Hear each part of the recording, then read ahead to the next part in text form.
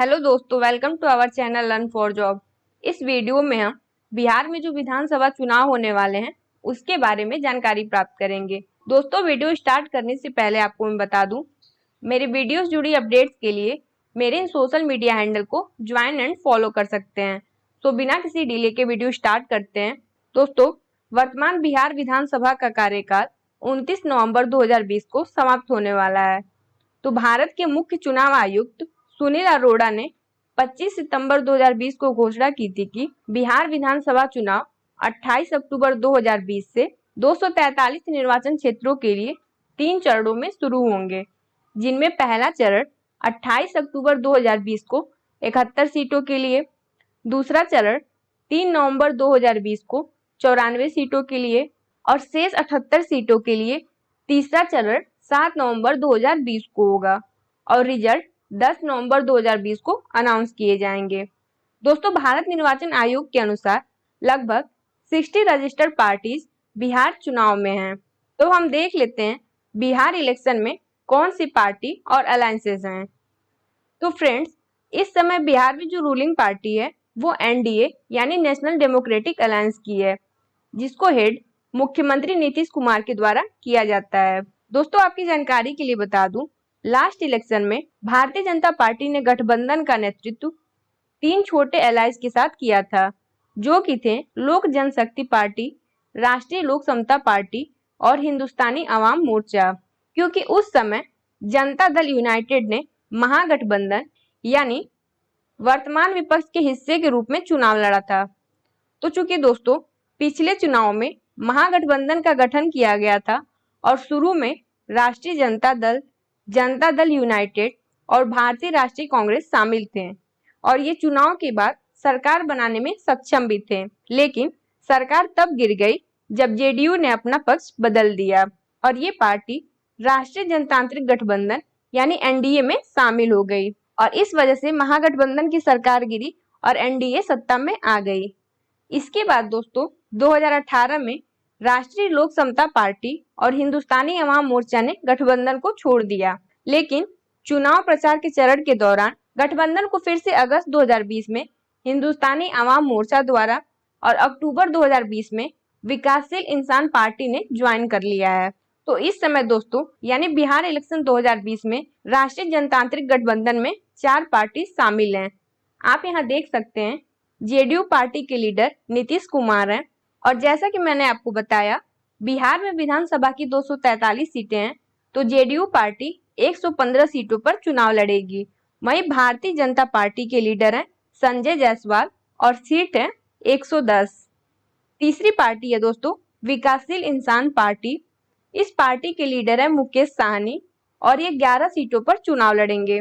चौथी party NDA गठबंधन में है दोस्तों हिंदुस्तानी आवाम मोर्चा, जिसके लीडर जीतन राम मांझी हैं और सीट है 7। तो इस बार एनडीए में 4 पार्टी हैं और दोस्तों भारतीय जनता पार्टी ने इस बार फिर से कहा है कि नीतीश कुमार महागठबंधन के मुख्यमंत्री बने रहेंगे। इसके अलावा दोस्तों अदर पार्टी है लोक जनशक्ति पार्टी। दोस्तों ये सेंटर लेवल पर तो एनडीए का पार्ट है, लेकिन बिहार राज्य में ये एनडीए के साथ नहीं है। तो अलग एक पार्टी हो गई लोक जनशक्ति पार्टी, जिसके लीडर चिराग पासवान है। और आपको मैं बता दूं वर्ष 2005 के बाद इस बार पहला मौका है जब लोजपा यानी लोक जनशक्ति पार्टी 100 से अधिक सीटों पर चुनाव लड़ने जा रही है, क्योंकि वर्ष 2010 में 75 और 2015 में 42 सीटों पर चुनाव लड़ी थी, लेकिन इस बार पार्टी का ऐलान है कि ये 137 सीटों पर चुनाव लड़ेगी। दोस्तों अब हम एनडीए और लोक जनशक्ति पार्टी के बाद तीसरी पार्टी की बात करते हैं। तो फ्रेंड्स, बिहार का महागठबंधन यानी ग्रैंड अलायंस मुख्य विपक्षी राजनीतिक गठबंधन है, जिसमें मुख्य रूप से संयुक्त प्रगतिशील गठबंधन के सदस्य आरजेडी यानी राष्ट्रीय जनता दल और भारतीय राष्ट्रीय कांग्रेस के साथ साथ लेफ्ट विंग पार्टीज भी शामिल हैं। आइए हम जान लेते हैं इन पार्टीज के लीडर कौन है। तो आप यहाँ देख सकते हैं राष्ट्रीय जनता दल पार्टी के लीडर तेजस्वी यादव हैं, जो 144 सीटों पर चुनाव लड़ेंगे और अगर ये महागठबंधन की सरकार जीतती है तो ये बिहार के मुख्यमंत्री बन सकते हैं। सेकंड पार्टी है दोस्तों इंडियन नेशनल कांग्रेस, जिसके लीडर मदन मोहन झा हैं और सीटों की संख्या 70 है। थर्ड पार्टी है कम्युनिस्ट पार्टी ऑफ इंडिया, मार्क्सवादी लेनिनवादी, इसके लीडर दीपांकर भट्टाचार्य हैं और सीट 19 है। फिर है सीपीआई, जिसके लीडर राम नरेश पांडे हैं और सीटों की संख्या 6 है। और पांचवी पार्टी है दोस्तों कम्युनिस्ट पार्टी ऑफ इंडिया मार्क्सवादी, इस पार्टी के लीडर अवधेश कुमार हैं जो कि 4 सीटों पर चुनाव लड़ेंगे। तो इस प्रकार से दोस्तों महागठबंधन में 5 पार्टी शामिल हैं।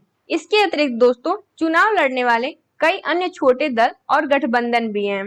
दोस्तों बिहार चुनाव में भले ही मुकाबला एनडीए और महागठबंधन के बीच होता दिख रहा है, लेकिन यहाँ गठबंधनों की कमी नहीं है। इस बार 1-2 नहीं पूरे 6 मुख्यमंत्री चेहरे अलग अलग गठबंधनों के सामने आ चुके हैं। आइए जान लेते हैं कौन कौन है ये मुख्यमंत्री चेहरे। तो इस बार के चुनाव में दोस्तों मुख्यमंत्री और जनता दल यूनाइटेड के सुप्रीमो नीतीश कुमार एनडीए से हैं। राष्ट्रीय जनता दल के नेता तेजस्वी यादव विपक्षी महागठबंधन के मुख्यमंत्री चेहरा हैं। जन अधिकार पार्टी के अध्यक्ष पप्पू यादव और राष्ट्रीय लोक समता पार्टी के सुप्रीमो उपेंद्र कुशवाहा अपने अपने गठबंधनों के मुख्यमंत्री चेहरा बनाए गए हैं। फिर लोक जनशक्ति पार्टी से चिराग पासवान और इन सभी के बीच एक और मुख्यमंत्री चेहरा है प्लूरल्स की पुष्पम प्रिया चौधरी का। दोस्तों अब हम देख लेते हैं इन अलायंस के मैनिफेस्टो के बारे में। तो महागठबंधन ने अपने मैनिफेस्टो में जो वादे किए हैं वो मैं आपको बता देती हूँ।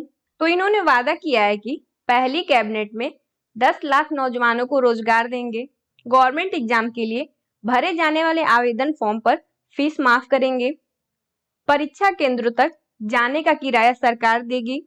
इसके अलावा इन्होंने कहा कि हमारा संकल्प है कि पलायन को रोकेंगे।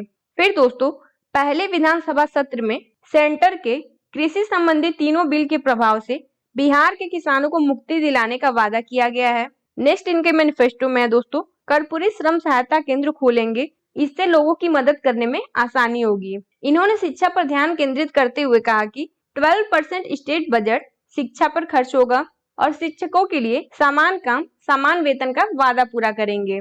और दोस्तों स्मार्ट ग्राम योजना के तहत प्रत्येक पंचायत में एक डॉक्टर और नर्स के साथ एक क्लिनिक स्थापित करने का वादा किया है। अब हम लोक जनशक्ति पार्टी के नेता चिराग पासवान ने 21 अक्टूबर को अपना विजन डॉक्यूमेंट जारी किया। आइए हम इसके बारे में भी जान लेते हैं। दोस्तों चिराग पासवान ने अपने विजन डॉक्यूमेंट को बिहार फर्स्ट और बिहारी फर्स्ट का नारा दिया है। इनका विजन है एक वेब पोर्टल का निर्माण जहां नौकरी चाहने वाले और एम्प्लॉयर्स सीधे जुड़ सकते हैं। नेक्स्ट इनका है एक युवा आयोग का गठन करना, सभी ब्लॉक मुख्यालयों, ग्राम पंचायत मुख्यालयों और बाजारों में महिलाओं के लिए अलग शौचालय बनवाना, कोचिंग सिटी में छात्रों के लिए आवास की सुविधा और लाइब्रेरी की व्यवस्था करना। इसके अलावा दोस्तों अगर इन्हें वोट दिया जाए तो राजस्थान के कोटा जैसे कोचिंग सिटी स्थापित करने का वादा किया है, जिससे कि बिहार के छात्रों को दूसरे राज्यों के शहरों में न जाना पड़े। फिर इनके मैनिफेस्टो में है दोस्तों धार्मिक टूरिज्म को बढ़ावा देना, जैसे कि सीतामढ़ी को अयोध्या के साथ जोड़ना। और दोस्तों लोक जनशक्ति पार्टी ने ये भी वादा किया है कि अगर पार्टी सत्ता में आती है तो बिहार में एक भव्य सीता मंदिर का निर्माण किया जाएगा। इनकी पार्टी ने सरकारी बसों में महिलाओं के लिए मुफ्त सवारी के साथ साथ ब्यूरोक्रेसी पर अंकुश लगाने का भी वादा किया है। इसके अलावा दोस्तों सरकार बनने पर अलग से प्रवासी मजदूर मंत्रालय बनाना, ताकि दूसरे राज्यों में रहने वाले मजदूरों से संपर्क रखा जा सके। इनके मैनिफेस्टो में ये भी है दोस्तों राज्य में बड़े स्तर पर मेडिकल कॉलेज, इंजीनियरिंग कॉलेज खोलने का वादा किया है, जिससे कि बिहारी युवा बाहर पढ़ने न जाएं और ये बिहार को विशेष राज्य का दर्जा मिलने के हक में है। और लास्ट है दोस्तों बाढ़ और सूखे को रोकने के लिए नहरों की स्थापना करके सभी नदियों को जोड़ना मुख्य चुनावी वादों में से एक है, जो कि लोक जनशक्ति पार्टी के घोषणा पत्र में उल्लेखित है। आपको बता दें कि पूर्व प्रधानमंत्री अटल बिहारी वाजपेयी ने देश में नदियों को जोड़ने की योजना चलाई थी, जिसे अब हमारे प्रधानमंत्री नरेंद्र मोदी सरकार आगे बढ़ा रही है। ऐसे में चिराग पासवान अपने संबोधन में बिहार में बाढ़ की समस्या का हल निकालने के लिए अटल जी की इसी योजना को आगे बढ़ाने की बात कर रहे हैं। इसी के साथ दोस्तों जब मैं ये वीडियो रिकॉर्ड कर रही हूँ यानी 22 अक्टूबर को बीजेपी ने अपना संकल्प पत्र जारी कर दिया है। तो आइए अब हम जान लेते हैं इनके मैनिफेस्टो में कौन कौन सी अहम बातें हैं। दोस्तों केंद्रीय वित्त मंत्री निर्मला सीतारमण ने पटना में बीजेपी का घोषणा पत्र जारी किया। इसमें अगले 5 साल के दौरान यानी 2020 से 2025 तक आत्मनिर्भर बिहार के लिए 5 सूत्र, 1 लक्ष्य और 11 संकल्प पर जोर दिया गया है। तो इनके 11 संकल्प में से पहला संकल्प है दोस्तों, जैसे ही भारत में कोरोना का टीका ICMR द्वारा स्वीकृत हो जाता है तो हर बिहार वासी को ये निःशुल्क टीकाकरण की सुविधा उपलब्ध कराएंगे। इनका दूसरा संकल्प है दोस्तों, मेडिकल और इंजीनियरिंग सहित तकनीकी शिक्षा को ये हिंदी भाषा में उपलब्ध कराएंगे। इनका तीसरा संकल्प है दोस्तों, आने वाले 1 वर्ष में राज्य के सभी प्रकार के विद्यालय, उच्च शिक्षा के विश्वविद्यालय और संस्थानों में 3 लाख नए शिक्षकों की नियुक्ति करेंगे। इनका चौथा संकल्प है दोस्तों, बिहार को नेक्स्ट जनरेशन IT हब के रूप में विकसित करना, जिससे कि ये 5 लाख से ज्यादा रोजगार के अवसर उपलब्ध कराएंगे। पांचवा संकल्प है दोस्तों, MSME के माध्यम से 1 करोड़ नई महिलाओं को स्वावलंबी बनाना। इनका छठवां संकल्प है दोस्तों, 10,000 चिकित्सक, 50,000 पैरामेडिकल कर्मियों सहित बिहार राज्य में 1 लाख लोगों को स्वास्थ्य विभाग में नौकरी का अवसर प्रदान करना। और इसके साथ ही दोस्तों, अखिल भारतीय आरोग्य संस्थान का संचालन 2024 तक सुनिश्चित करना। इनका 7वां संकल्प है दोस्तों, धान और गेहूं के बाद अब दलहन की भी खरीद MSP की निर्धारित दरों पर करेंगे। 8वां संकल्प, ग्रामीण और शहरी क्षेत्रों के 30 लाख लोगों को वर्ष 2022 तक पक्के मकान की व्यवस्था करना। 9वां संकल्प है दोस्तों, दूध उत्पादन को लेकर कोऑपरेटिव और कॉम्फेड को प्रोत्साहित करेंगे और नए प्रोसेसिंग उद्योग खड़े करेंगे। 10वां संकल्प है दोस्तों, अगले 2 वर्षों में इनलैंड यानी मीठे पानी में पलने वाली मछलियों के उत्पादन में बिहार राज्य को देश का नंबर 1 राज्य बनाएंगे। और इनका लास्ट संकल्प है दोस्तों, बिहार के 1000 नए किसान उत्पाद संघों को आपस में जोड़कर राज्य भर के विशेष फसल जैसे कि मक्का, फल, मखान, पान, शहद, औषधि पौधों का सप्लाई चेन विकसित करेंगे, जिससे कि बिहार राज्य में 10 लाख लोगों को रोजगार मिलेगा। तो दोस्तों, ये था बीजेपी का संकल्प पत्र जो कि इन्होंने 22 अक्टूबर को जारी किया है। इसके अलावा दोस्तों, अगर आप अब तक के बिहार के सभी मुख्यमंत्रियों के बारे में जानकारी चाहते हैं तो आप इस वीडियो को आई बटन पे क्लिक करके देख सकते हैं। दोस्तों, अगर आप बिहार से हैं तो आप मुझे कमेंट बॉक्स में बताइए इस बार आप बिहार में किसकी सरकार बनते हुए देखना चाहते हैं। तो दोस्तों, इस वीडियो में हमने बिहार इलेक्शन से रिलेटेड सभी जानकारी प्राप्त की। उम्मीद करती हूँ आपको ये वीडियो पसंद आई होगी।